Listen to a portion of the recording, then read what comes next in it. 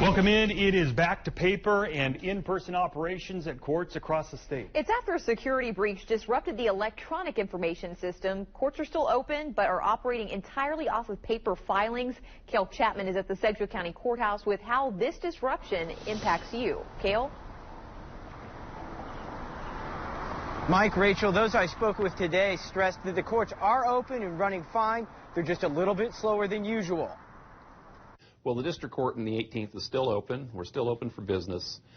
Business is a little bit slower. 18th Judicial District Chief Judge Jeff Gehring says everyone working in the courts is adapting to new circumstances. So the clerks do have some experience, albeit very, very limited, in accepting paper filings. But we probably have the majority of our clerks that have no conception of what it was like back in the day.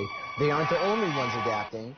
People looking to pay the courts must do so in person or by mail. The courts cannot accept electronic payments. People looking to apply for a marriage license must also go in person. And people waiting for bond refunds or restitution have to wait until systems are back online to receive their payments. Soteria Technology Solutions CEO Bill Ramsey says there are certain steps that must be followed after an incident like this. They're likely going through the systems, seeing what may have been breached, where it may have spread, what it may have touched, and trying to find out how to contain it, eliminate it, and then how to recover.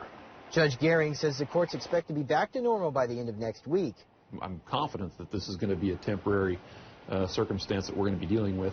I certainly wouldn't want to live like this permanently. He also does not expect any long-term effects once the breach is resolved.